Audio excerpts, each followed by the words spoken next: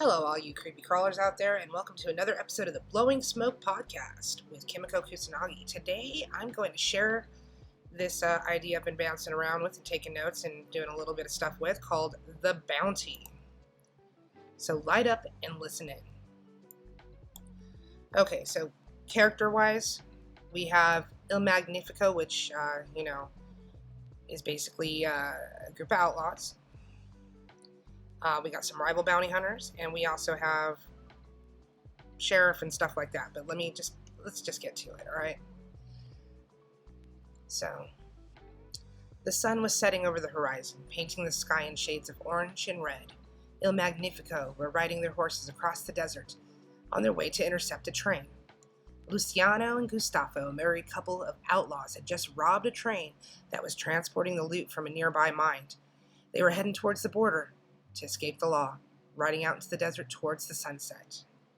And here's some dialogue between Luciano and Gustavo. So, Luciano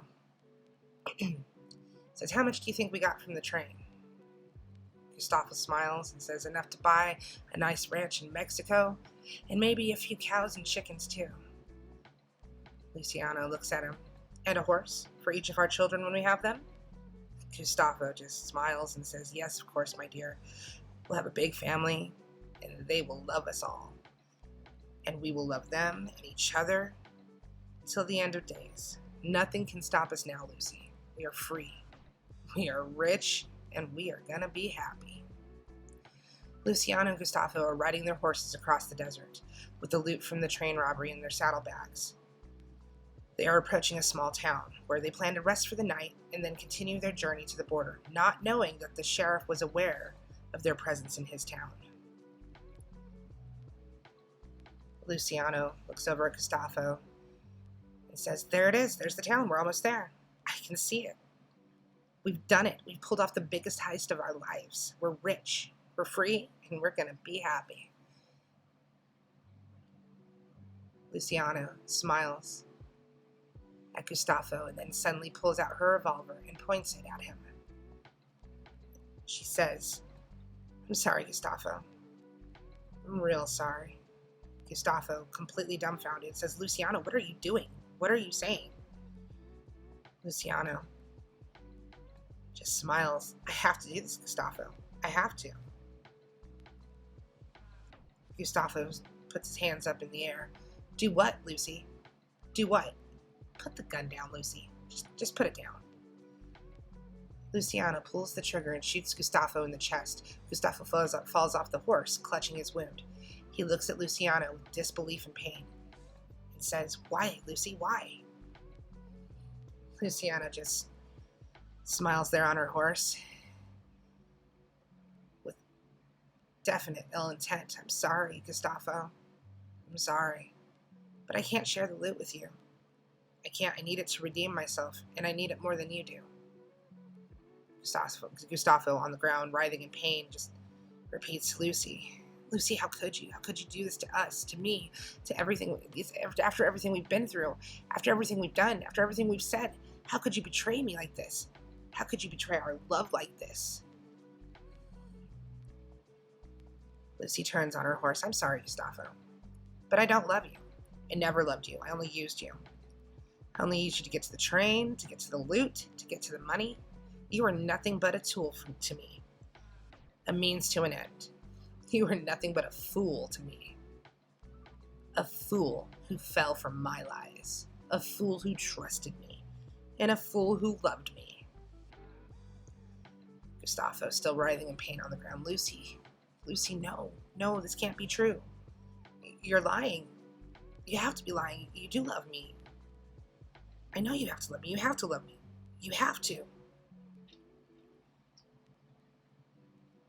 Lucy looks back at Gustavo. "I'm sorry, but it's true. It's all true. I don't love you. Never loved you. I only love Salty. I only love the money. And now I have it. I have it all. And you have nothing. You have nothing but a bullet in your heart. And soon you'll be dead. And soon you'll be forgotten. And then I'll be gone. And soon I'll be forgiven."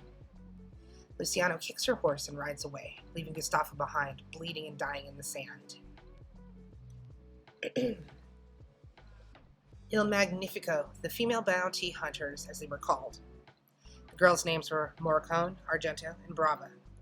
Morricone was the leader of the trio, a smart and cunning woman who always had a plan. Argento was the muscle, a strong and fearless fighter who could handle any weapon, and Brava was the charm, a sweet and seductive lady who could charm anyone into doing her bidding.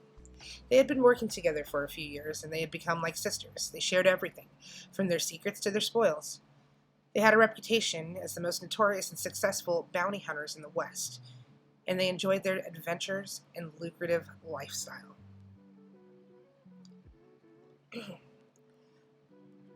Morricone, on her horse, says, "There it is, girls, the train. The one we've been looking for." Argento pipes in, "Finally, we've been chasing it for days. Let's go get our bounty." Brava, "Wait a minute. Something's not right. Look at the train. It's stopped. There's no smoke, no noise." Morricone, the leader, looks over. "You're right, Brava. Something's not right. Maybe it's a trap. Maybe the outlaws are waiting for us." Argento, shoving a piece of jerky in her mouth. "Or maybe they're gone. Maybe they've already taken the loot and run away."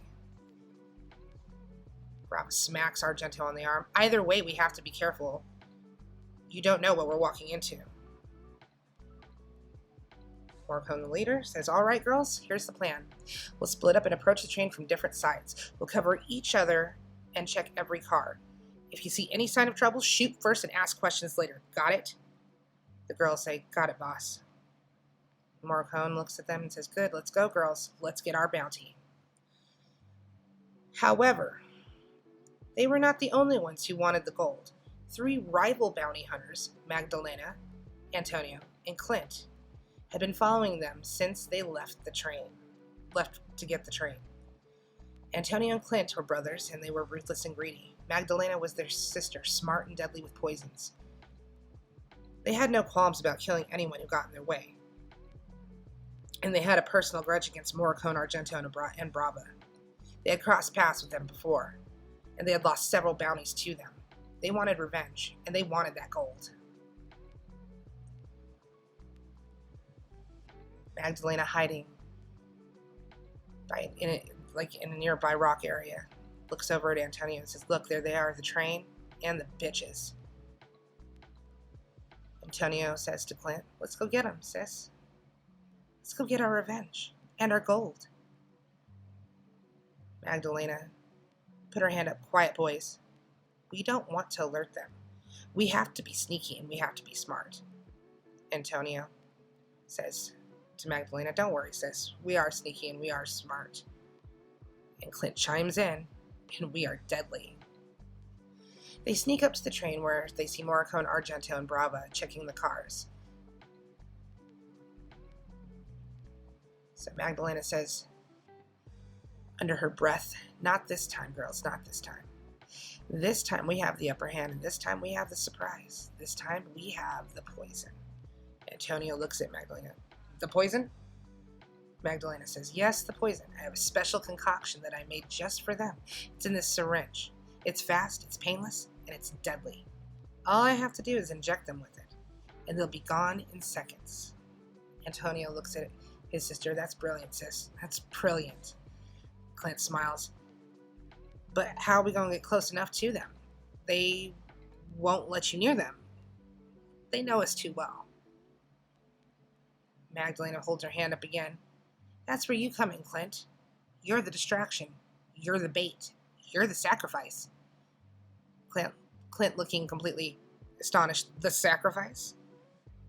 Magdalena just smiles. "Yeah, the sacrifice. You're going to pretend to be the wounded traveler who needs their help. You're going to lure them out of that train, and you're going to make them lower their guard. And then, when they least expect it, I'll strike. I'll inject them with the poison, and then we'll take the gold and run." Clint, looking a little nervous there, says, "That sounds risky, sis. That sounds real risky." Magdalena, with a smile on her face, just says, "Don't worry, Clint. It's not risky. It's foolproof. It's perfect. Trust me. Clint, just trust me." Clint holds his hands up. "All right, sis. Okay. I trust you. I trust you." Magdalena's shaking her head. "Good. Good. Now go, Clint. Go and play your part. Go and be that hero. Go and be that sacrifice.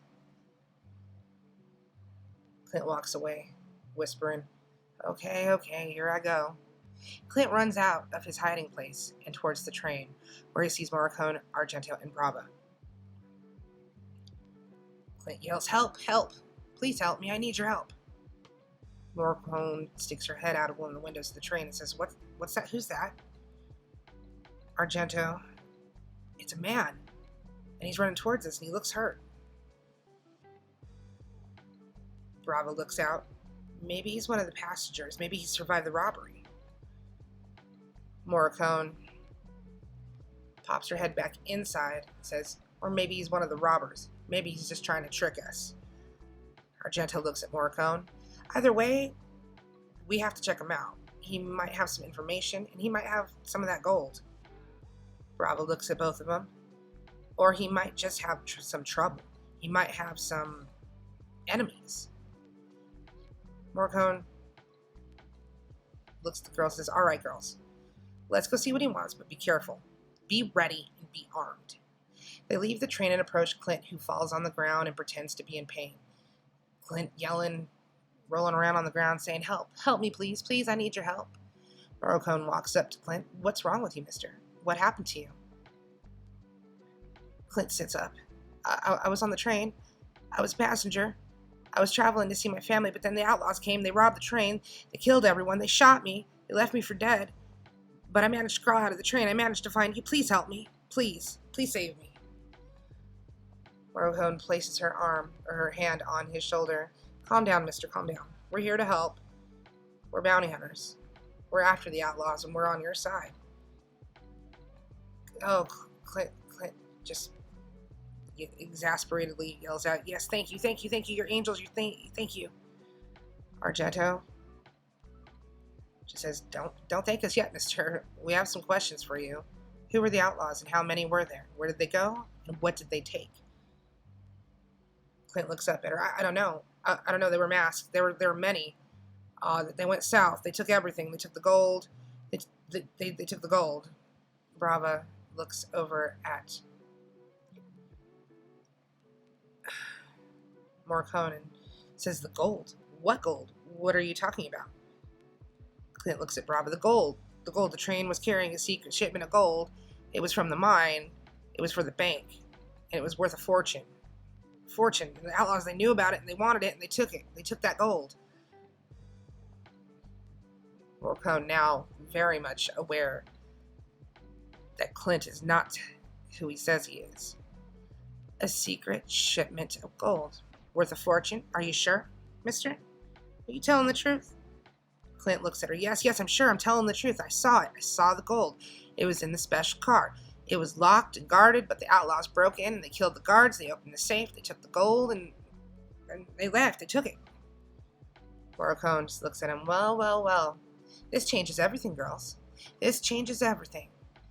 If what he says is true, then we have a bigger bounty than we thought. We have a bigger prize than we dreamed. We have the gold. Argento looks at Morricone. But where is it, boss? Where is the gold? He said they took it. And he said they went south. Morricone looks at Argento. That's right, Argento. That's right, they took it. They went south. But they didn't get far. They couldn't have gotten far at all. They're still here, and they're still nearby. They're still within our reach. Brava smiles. Oh, well, how do you know, boss? How do you know? Morricone looks at Brava. I know, Brava. I know. Because I know who they are. I know who the outlaws are. I know who robbed the train. I know who took that gold. I know who they are, girls. I know who they are. She points at a nearby hill where Magdalena and Antonio were hiding, watching the scene. They are them. They are our rivals. They are our enemies. Magdalena, Antonio, and Clint. She points at Clint. They're the ones who robbed the train. They're the ones who took the gold. They're the ones who betrayed us. They're the ones who must die. Clint, completely confused. What are you saying? What are you talking about? I don't know them. I don't know them at all. They're not my friends. They're not my partners. They're not my family. They're strangers. They're strangers completely to me. Morricone smiles. Don't lie to us, Clint. Don't even try to lie to us. We know you. We know you too well. You're one of them, and you're one of the robbers. You're one of the traitors. You're one of them liars. You're one of them fools, and you're about to be one of the dead. Clint puts his hands up. No, you're wrong. You're wrong. I'm not one of them. I'm not one of them robbers. I'm not a traitor. I'm not a liar. I'm not a fool. And I'm definitely not going to be dead. I'm one of you. I swear, I'm a bounty hunter. I'm a bounty hunter. Morricone looks at Clint. A bounty hunter? Really? A bounty hunter. That's a good one. Clint. Yeah, that's a good one. You're no bounty hunter. Clint. You're no bounty hunter at all. You're a worm. A worm who crawls in the dirt. You're a worm who feeds on the scraps. You're a worm who betrays his own kind. You're a worm who deserves to die. And you will die, Clint. You will die. Right here, right now, by my hand, by my gun, and by my bullet. She pulls out a revolver and shoots Clint in the head, and he falls to the ground dead. Morricone looks at his body. Goodbye, Clint. Goodbye, you're a bad actor. Bad bounty hunter. Bad man. Bad worm. Bad sacrifice. You are just a bad distraction. She turns to Argento and Brava. Come on, girls. Come on. Let's go get that gold. Let's go get our bounty. Let's go get our revenge. Let's go get Magdalena and Antonio. Let's go. Now, Magdalena and Antonio were smart. They had a wagon, which gave them the advantage over the horses. They also had a Gatling gun, which gave them an advantage over the rifles and pistols. After seeing Clint dead laying there in a vengeance... After seeing Clint dead laying there, a vengeance raged in Magdalena, and she ran to the wagon. Magdalena turned to Antonio. Get your ass up here, Antonio, and drive. God damn it, we can't let these bitches do this shit to us. Antonio jumped into the wagon and whipped the horses to get it going. Magdalena screaming at Antonio, drive faster, Antonio, drive faster. We have to get away from them. We have to get far fucking away from them. Antonio screaming back at Magdalena, I'm driving as fast as I can, sis. I'm driving as fast as I can. This wagon is heavy. Like, seriously heavy, sis. Magdalena looks at him again and says, I know, Antonio, I know. But we can't let them get away.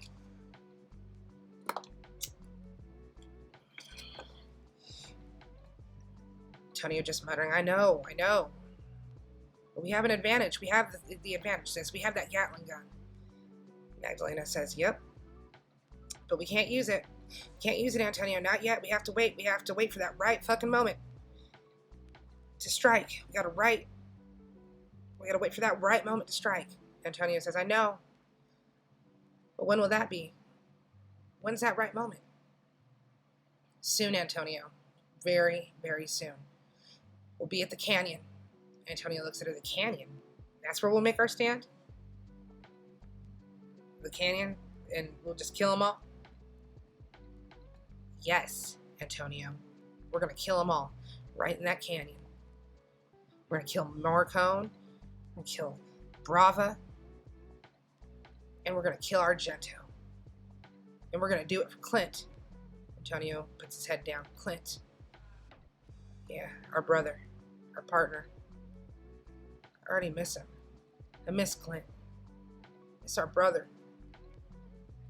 Antonio bursting into tears and whipping the horses. I know. Magdalena. I miss him too, Antonio. I miss him too. I miss our brother. She looks at the back of the wagon where the gun is stored. Magdalena says, but it's worth it, Antonio. It's gonna be worth it. It's gonna be worth it for that gold. She looks at the horizon where the canyon is visible. Turns to Antonio and says, it's gonna be all worth it. Wait till we catch them bitches in that canyon. She smiles wickedly as she prepares to use that Gatling gun. Meanwhile, in the small town nearby, Sheriff Salarosa was waiting for them. He had received a telegram from the railway company informing them of the robbery and the description of the suspects. He recognized them as Luciano and Gustavo, and he knew that they would be passing through his town on their way to the border. He had a history with them, too. He had once been in love with Luciano, but she had broken his heart and left him for a life of crime and another man. He had sworn to bring her to justice, and he had never given up on his vow. He reminisces bitterly, puts his hand on his chest over an old wound.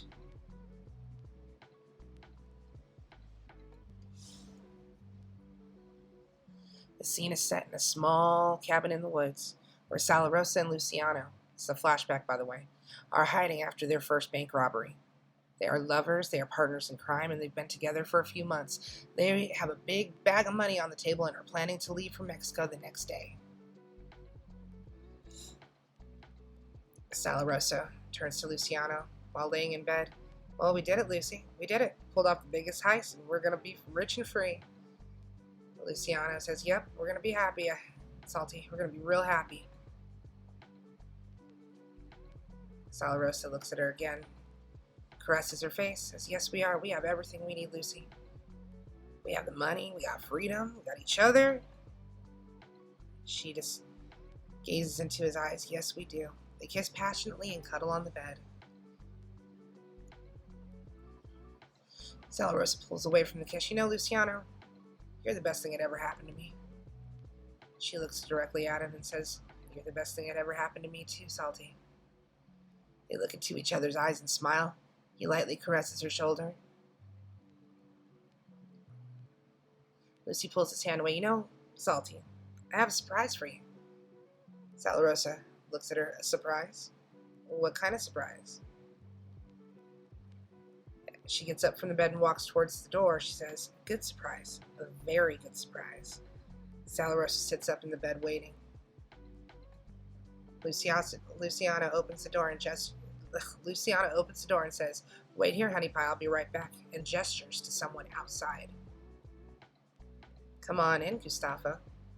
Gustavo, another outlaw and Sala Rosa's childhood rival, enters the cabin. He has a gun in his hand and a smirk on his face. Gustavo looks at Sala Rosa and says, hello, Salty, long time no see. I'm here to take what's mine, I'm here to take the money, I'm here to take this freedom from you, and I'm here to take Lucy.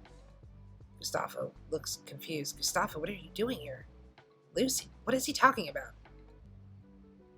She walks to Gustavo's side and puts her arm around him and says, he's talking about the truth, Salty. Stroking Gustavo's chest with her other hand lovingly. The truth is, I never loved you. I only used you. I only used you to get to the bank, to get to the money, to get to Gustavo. I used you. Sala Rosa jumps up in rage. No, you're lying. You're fucking lying. You do love me, Lucy. You have to fucking love me. Lucy just looks back with spite on her face. I don't love you, Salty. I love Gustavo. He's the one who understands me. Sala Rosa is still enraged. No, you don't love him. You love me. You're the one who understands me. Now, Lucy, enraged. I don't understand you. I understand Gustavo. He's the one who shares my dreams. Sala Rosa, standing there with his fists clenched at his side. No, he doesn't share your dreams. He shares your nightmares. He's the one who's going to betray you. Lucy puts her hand up in protest. He won't betray me. He will protect me. He's the one who will make me happy. He won't hurt me. He will love me. And he's the one who's going to make me rich. She picks up the bag of money off the table and hands it to Gustavo. Take the money. It's ours. It's ours, Gustavo. It's all ours. You're the best thing that ever happened to me. Gustavo turns and looks at her. Thank you. You're the best. You're the best thing that ever happened to me. They kiss passionately and then look at Sala Rosa with contempt. Lucy just looks at him. Bye, Salty. You're a bad lover. Gustavo laughs and escorts Lucy out the door with the money. And at the doorway, he turns and points his gun at Salarosa and pulls the trigger. Salarosa had pulled the trigger. End of flashback. That's why he's gripping his chest. Obviously survived.